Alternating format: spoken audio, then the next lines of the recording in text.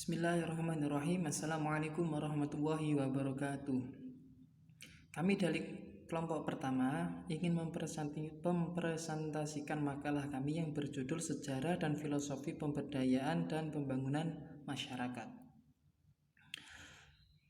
Kelompok kami terdiri dari saya sendiri, Ahmad Maksum Syahab Soleh, Alfi Nur Atikah, Nia Viviatus Solihah, dan Muhammad Faiz Attoilah. Materi yang pertama yaitu tentang sejarah dan filosofi pemberdayaan masyarakat yang nanti akan saya sampaikan sendiri. Terus yang kedua, mengetahui tujuan pemberdayaan masyarakat yang akan disampaikan oleh Mbak Alfi Nur Atikah. Materi yang ketiga yaitu prinsip-prinsip pemberdayaan masyarakat yang akan disampaikan oleh Mbak Nia Viviatus Solihah. Terus yang terakhir, materi keempat yaitu strategi dan tahap umum pengembangan masyarakat yang akan disampaikan oleh Mas Faiz Attoilah. Langsung saja, materi yang pertama, sejarah dan filosofi pemberdayaan masyarakat. Pemberdayaan merupakan upaya yang biasa dilakukan oleh masyarakat dengan atau tanpa pihak luar untuk memperbaiki kehidupannya yang berbasis kepada daya mereka sendiri melalui upaya optimasi daya serta peningkatan posisi tawar yang dimiliki. Pemberdayaan itu harus menempatkan kekuatan masyarakat. Jadi kunci utama pemberdayaan itu terdapat pada masyarakat sebagai modal utama serta menghindari rekayasa pihak luar yang seringkali mematikan kemandirian masyarakat setempat.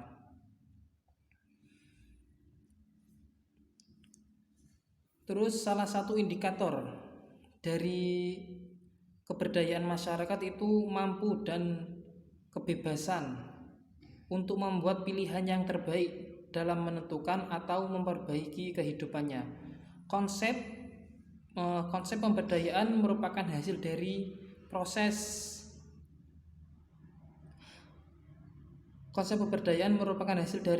interaksi di tingkat ideologis dan praksis. Pada tingkat ideologis, pemberdayaan merupakan hasil interaksi atau konsep top down dan bottom up antara ground strategi dan people centered strategi. Sedangkan di tingkat praksis, proses interaksi terjadi melalui pertarungan. Baik, ini saya akan meneruskan presentasi dari teman saya, yaitu yang B, tujuan pemberdayaan masyarakat. Pemberdayaan merupakan upaya mendorong, melindungi, tumbuh dan berkembangnya kekuatan ekonomi lokal, serta penguasaan iptek yang berbasis kekuatan masyarakat secara efektif dan efisien atas potensi sumber daya lokal untuk kepentingan masyarakat. Jadi tujuan pemberdayaan masyarakat ini sangat penting, sebab adanya tujuan pemberdayaan masyarakat bisa menciptakan dan bisa berkembangnya ekonomi.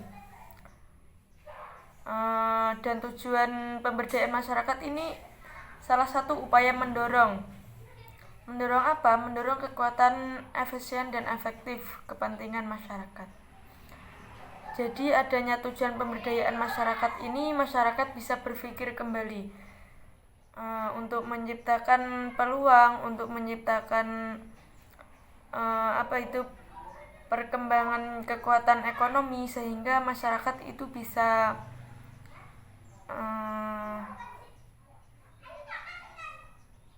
mempunyai potensi. Selanjutnya, pemberdayaan masyarakat ini memiliki 3 tujuan. Yang pertama, mengembangkan kemampuan, yaitu berupa berusaha, mencari informasi, dan mengelola kegiatan masyarakat. Jadi intinya di sini mengembangkan kemampuan, yaitu berusaha. Jadi setiap manusia itu, setiap masyarakat harus ada harus mempunyai harus berusaha dalam pemberdayaan masyarakat ini, dan juga harus mencari informasi agar dalam dirinya ini terdapat kemajuan serta mengelola kegiatan di dalam masyarakatnya. Yang kedua yaitu mengubah perilaku masyarakat. Jadi masyarakat itu juga harus mengubah perilaku, sikap dari sikapnya yang kurang baik diubah menjadi yang positif. Yaitu yang ketiga yaitu mengorganisir diri masyarakat. Mengorganisir itu sama halnya dengan mengatur. Jadi dalam pemberdayaan masyarakat ini diri kita harus bisa memanage, harus bisa mengatur pada diri masyarakat. Agar apa? Agar sesuatu yang diinginkan itu tercapai. Selanjutnya akan diterangkan teman saya. Di sini saya akan melanjutkan dari teman saya. C. Prinsip-prinsip pemberdayaan masyarakat. 1. Prinsip adalah suatu pertanyaan tentang kebijaksanaan yang dijadikan pedoman dalam pengambilan keputusan dan dalam melaksanakan kegiatan secara konsisten. Yang kedua, prinsip pemberdayaan. Di antaranya ada mengerjakan, akibat, dan asosiasi. Mengerjakan artinya pemberdayaan masyarakat harus melibatkan masyarakat lain untuk menerapkan sesuatu. Yang kedua adalah akibat, artinya kegiatan pemberdayaan masyarakat harus memberikan akibat atau pengaruh yang baik dan bermanfaat.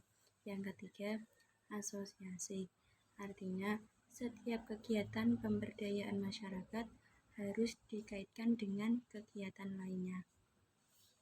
Yang ketiga, prinsip lain. Di antaranya ada A. Minat dan kebutuhan, B. Organisasi masyarakat bawah, C. Keragaman budaya, D. Perubahan budaya, E. Kerjasama dan partisipasi. Dan di prinsip lain itu ada beberapa banyak prinsip pemberdayaan masyarakat, bisa dilihat di makalah masing-masing.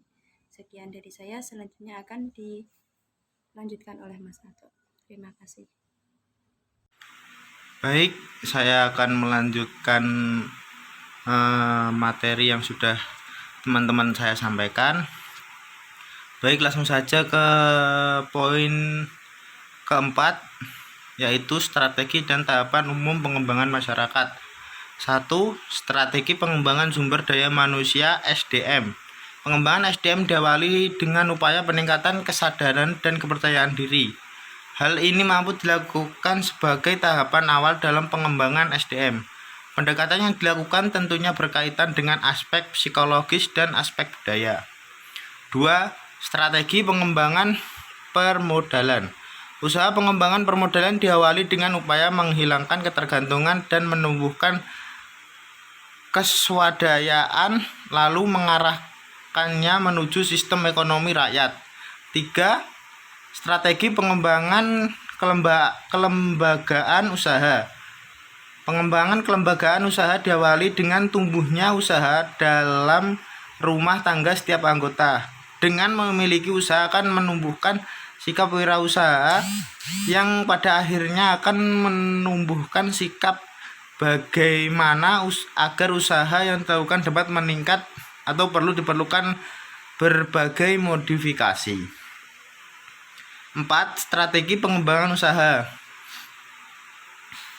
Usaha masing-masing memiliki anggota, biasanya diawali dengan memanfaatkan apa yang ada dalam lingkungan atau dalam kurung sumber daya yang dimiliki, atau dengan tingkat keterampilan atau pendidikan.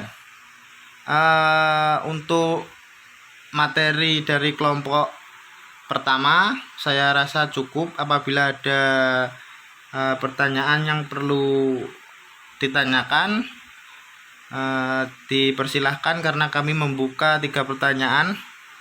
Sekian dari kelompok kami. Apabila ada kesalahan kata, Tolong dimaafkan. Assalamualaikum warahmatullahi wabarakatuh.